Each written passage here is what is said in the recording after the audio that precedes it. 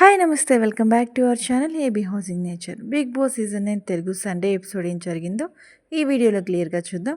Episode స్టార్టింగ్లో నాగార్జున గారు saving order start చేస్తారు.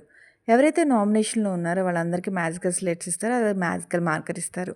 మ్యాజికల్ స్లేట్ మీద సేఫ్ అని రాయమంటారు. ఎవరిదైతే సేఫ్ అని రబ్ అవుదో వాళ్ళు సేవ్ అయినట్టు. ఈ రౌండ్లో ఫస్ట్ సేవ్ అయింది ఫ్లోరా, అలాగే నెక్స్ట్ ఇదే రౌండ్లో సంజన కూడా సేవ్ అయింది. ఆల్రెడీ లాస్ట్ వీడియో నేను అదే చెప్పాను, ఎవరైతే ఓటింగ్ ఆర్డర్లు ఫస్ట్ ఉన్నారో వాళ్ళే ఫస్ట్ సేవ్ అయ్యారు. నాగార్జున గారు సాటర్డే ఎపిసోడ్లో సిల్వర్ స్టార్స్ ఎవరికైతే వచ్చినాయో 10 మెంబర్స్కి ఇద్దరికి మధ్య గేమ్ పెడతారు. ముందుగా సంజన అండ్ రీతుకి మధ్య గేమ్ పెడతారు, tug of war. Tug of వార్లో సర్కిల్ మధ్య ఇద్దరు ఉంటారు క్యాండిడేట్స్, వాళ్ళకి 2 షీల్డ్స్ ఇస్తారు. షీల్డ్తో మాత్రమే వాళ్ళని నెట్టుకొని ఆ సర్కిల్ బయటకు తోసేయాలి. అలాగే దీనికి సంచాలకుడిగా గోల్డ్ స్టార్ వచ్చిన ఇమాన్యుల్ని పెడతారు. ఈ గేమ్లో రీతు విన్ అవుతుంది. సెకండ్ గేమ్ వచ్చేసి శ్రీజ అండ్ దివ్యకి ఇద్దరికి మధ్య పెడతారు.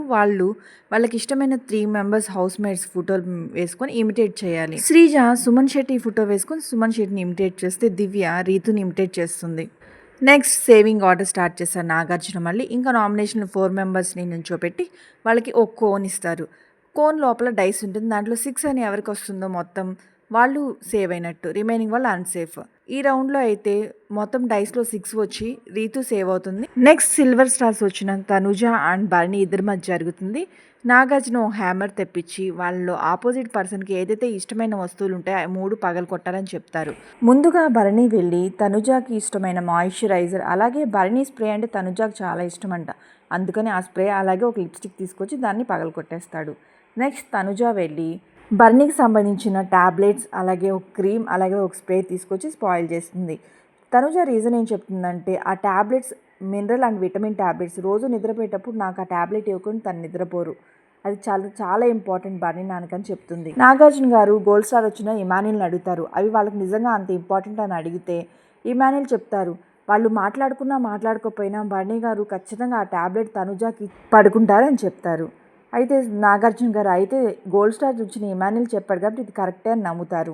Next demon Pavan and Pavan Kalyan ఇద్దరికి పెడతారు యాక్టివిటీ రూమ్లో. ఫస్ట్ పజిల్ గేమ్ పెడతారు, దాంట్లో డెమాన్ పవన్ విన్ అవుతారు. నెక్స్ట్ 5 డిఫరెన్సెస్ పెడితే దాంట్లో ఇద్దరు ఒక డిఫరెన్స్ చెప్పరు సరిగ్గా. నెక్స్ట్ ర్యాబిట్కి క్యారెట్ రూట్ చెప్పాలని చెప్తే దీంట్లో డెమాన్ పవన్ విన్ అవుతాడు.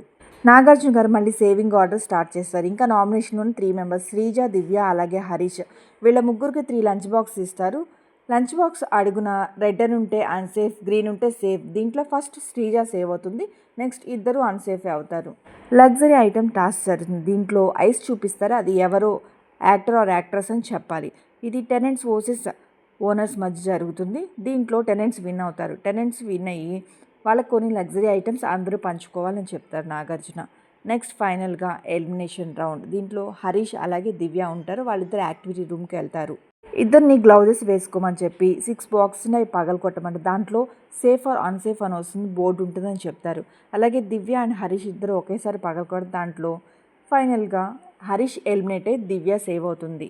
బయటకు వచ్చి దివ్య చాలా ఎమోషనల్ అవుతుంది, అంటే తను ఖచ్చితంగా ఎలిమినేట్ అవుతానని ఫిక్స్ అయి ఉంటుంది, ఎందుకంటే హరీష్ ఖచ్చితంగా ఉంటాడు అనుకుని ఉంటుంది, అంతే చాలా ఎమోషనల్ అవుతుంది.